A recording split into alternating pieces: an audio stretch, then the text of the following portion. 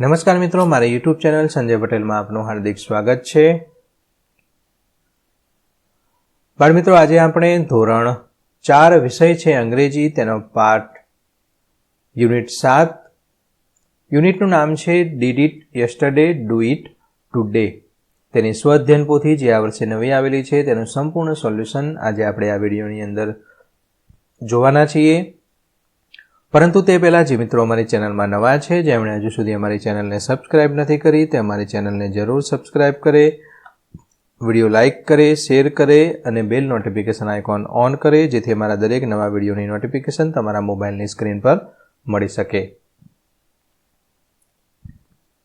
મિત્રો, આ દરેક વિડીયોનું PDF સ્વરૂપે સોલ્યુશન મેળવવા માટે તમારા મોબાઈલના પ્લે સ્ટોરમાં વિશ્વગુરુ સર્ચ કરી એપ્લિકેશન ઇન્સ્ટોલ કરી શકશો। તદ્દન ફ્રી એપ્લિકેશન છે। કોઈપણ પ્રકારનો ચાર્જ તમારી પાસેથી લેવામાં આવતો નથી। એપ્લિકેશનની શરૂઆતની સ્ક્રીન આવી જોવા મળશે। તેમાં સ્વઅધ્યયન પોથી પર ક્લિક કરી ધોરણ 4 પસંદ કરી વિષય અંગ્રેજી પર ક્લિક કરતા વિડીયોના ઓપ્શન પરથી તમે વિડીયો જોઈ શકશો અને PDFના ઓપ્શન પરથી તમે PDF સ્વરૂપે સોલ્યુશન મેળવી શકશો। ખૂબ જ સારી એપ છે, એકવાર જરૂર ડાઉનલોડ કરીને જોજો। ચાલો સોલ્યુશન શરૂ કરીએ છીએ। તેમાં લેટ્સ પ્રેક્ટિસ અહીંયા કેટલાક ટોપિક આપેલા છે જે તમારે પ્રેક્ટિસ માટેના છે। રાઇમિંગ વર્ડ છે, રીડિંગ કોમ્પ્રિહેન્શન છે, યુઝ ઓફ પાસ્ટ એક્શન છે। આ બધા તમારે તમારા શિક્ષક કરાવે તે મુજબ કરવાના છે। ત્યારબાદ સૌપ્રથમ છે activity 1, read the poem and write the rhyming word in the cloud. એટલે કે નીચે વાદળ જેવા ચિત્રો આપેલા છે। આ રાઇમિંગ એટલે કે આપણે જે જોડકણું કહીએ ગુજરાતીમાં, તે જોડકણું આપેલું છે, તે તમારે વાંચવાનું છે। અને રાઇમિંગ વર્ડ એટલે કે એક સરખા ઉચ્ચારવાળા શબ્દો આમાંથી શોધીને લખવાના છે।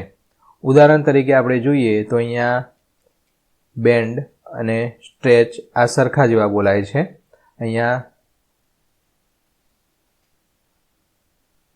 નોબ અને ટેપ, ક્ની, હેડ આવા બધા તમારે રાઇમિંગ વર્ડ લખવાના છે। સૌપ્રથમ આ જોડકણું વાંચી લેવાનું છે।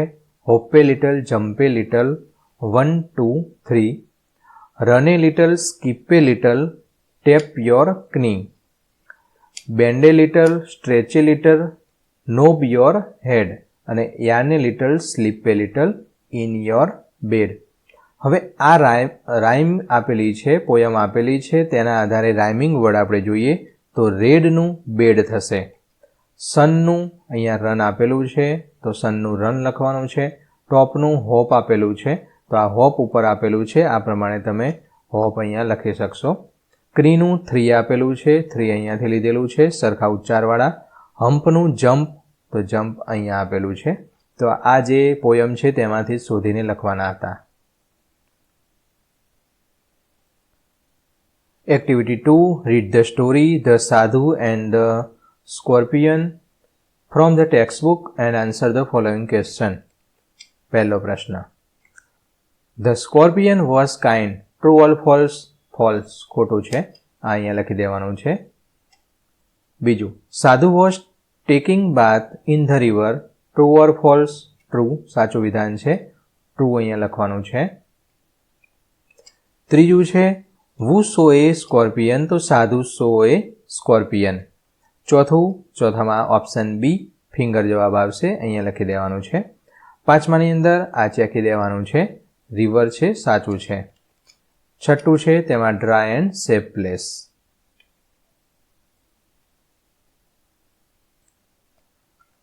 એક્ટિવિટી 3, વર્ક ઇન ગ્રુપ, ગ્રુપમાં કામ કરવાનું છે। કમ્પ્લીટ ધ ટેબલ, આ નીચે ટેબલ આપેલું છે સમયવાળું, તે તમારે પૂર્ણ કરવાનું છે। Write sentence as shown in the example. Your friend's name, તમારા મિત્રોના નામ અહીંયા લખવાના છે। તમારા મિત્રોના નામ મેં આશરે લખેલા છે, આ મારા જેવાના લખતા હતા, તમારા મિત્રોના નામ લખવાના। તો રાજ તો એક્શન, તો શું કરશે? ટૂંક લંચ, કેટલા વાગે? 12 વાગે, એને પૂછવાનું। અહીંયા જેનું નામ લખ્યું હોય ને તમે એને, ભાઈ આર્યા, તો આર્યા લખ્યું મેં, તો એને પૂછ્યું કે પ્લેડ ક્યારે રમવા જાય છે? સાંજે 6 વાગે, 6 PM। જીયાન તો કમ્પ્લીટ હોમવર્ક, 8 વાગે પૂરું કરી દે। હેટ ટૂંક ડિનર, કેટલા વાગે જમવાનું લે છે? 7 વાગે રાત્રે। અને સ્વર તો સ્ટેપ્ડ, 10 વાગે। એક્ઝામ્પલ આપેલું છે, Ajay woke up at 7:30 AM yesterday, એટલે કે 7:30 ગઈકાલે અજય ઉઠ્યો હતો.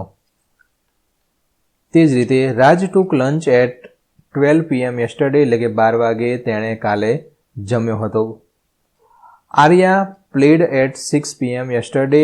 ત્રીજામાં Jiyan completed homework at 8 AM yesterday. Het took dinner at 7 PM yesterday. PM એટલે બપોરના 12 વાગ્યા પછીનો સમય હોય એને PM કહેવાય, એટલે કે બપોર 12 પછી જેટલા વાગે એની પાછળ PM લખાય. ઓકે.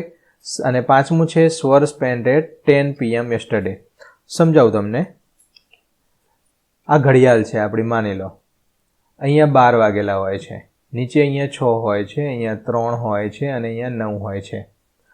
રાત્રે આપણે જેટલા વાગે સૂતા હોય 9, 10 કે ગમે ત્યારે સૂઈએ, પછી જ્યારે 12 વાગે એટલે કે રાત્રે આપણે સૂતા હોય ત્યારે 12 વાગે, તો આ 12 વાગ્યાને કેટલા કહી શકાય? તો 12 AM કહી શકાય. રેડી? 12 AM. 12 વાગ્યા પછી 1 વાગે, રાતનો 1 વાગે, તો 1 વાગ્યાને પણ AM કહેવાય. આ AM ક્યાં સુધી ચાલશે? 12 પછી 3, 4, 9, 10, 11 પછી શું થશે? તમે કેટલા વાગે 8 વાગે ઉઠો, અહીંયા 8 વાગે ઉઠી જાઓ, ઉઠી અને પછી બપોરે અહીંયા 10 વાગે તમે સવારે સ્કૂલે જાઓ, અને પછી જે બપોરના 12 વાગે એ 12 વાગેને તમારે 12 કેવા કહેવાશે? PM કહેવાશે. ઓકે, એટલે PM લખાય. કયા? બપોરના 12 વાગે. પછી જે 1 વાગે, મેં અલગ બ્લુ કલર લઈ લીધો છે, 1 વાગે, 2 વાગે, 3 વાગે, જે તમારા 12:30 મધ્યાહન ભોજનનો રિસેસ પડે, તો એ 12:30 લખવું હોય તો 12 અને આવી રીતના 2 ટપકા કરીને 30 PM કહી શકાય. ઓકે, PM કહેવાય એને. ક્યાં સુધી PM ચાલશે? રાત્રે પાછા તમે સૂવો ત્યાં સુધી PM ચાલશે. જેવા રાત્રે તમે સૂતા અને 12 વાગ્યા એટલે પાછું આ AM છે એ શરૂ થઈ જશે. ઓકે, ટૂંકમાં રાતે 12 વાગ્યાથી બપોરના 12 વાગ્યા સુધી AM લખાશે, બપોરના 12 વાગ્યાથી ફરીથી રાતના 12 વાગ્યા સુધી PM લખાશે. Activity 4, arrange the letter and making meaningful word. પતંગિયાનું સરસ મજાનું ચિત્ર આપેલું છે. અહીંયા જે અક્ષર છે સ્પેલિંગના આડાવડી થઈ ગયા છે, તમારે ગોઠવવાના છે. P આગળ લખશો, P, ત્યારબાદ A, પછી છે R અને K. તો આના ઉપરથી બનશે પાર્ક. પાર્ક એટલે બગીચો. આ પ્રમાણે તમે ગોઠવી શકશો. બીજાની અંદર હોમ, ત્રીજામાં ફેલ, ચોથામાં ડક, પાંચમામાં સોંગ, છઠ્ઠામાં પ્લાન્ટ, સાતમામાં સો. આ પ્રમાણે તમે મિનિંગફુલ વર્ડ લખી શકશો. Activity 5, write opposite words using the word given in the bracket. કૌંસ આપેલો છે, કૌંસની અંદરથી તમારે વિરુદ્ધાર્થી શબ્દ લખવાના છે. ઉદાહરણ તરીકે જ્યારે પણ આવા કૌંસની અંદર શબ્દો આપેલા હોય ત્યારે જે જવાબ તમને પહેલાં આવડતા હોય તે લખી દેવાના અને આ કૌંસની અંદર નીચે અંડરલાઇન કરતા જવાનું, નીચે લીટી કરતા જવાનું. ધારો કે બેક, બેક એટલે પાછળની સાઈડ, પાછળ તો એનું વિરુદ્ધાર્થી શબ્દ થશે આગળ. આગળને અંગ્રેજી એમ કહેવાય ફ્રન્ટ. તો આ રીતે ફ્રન્ટની નીચે લીટી કરી છે, અહીંયા લખી અને ફ્રન્ટ નીચે લીટી કરી દેવાની. શું કામ?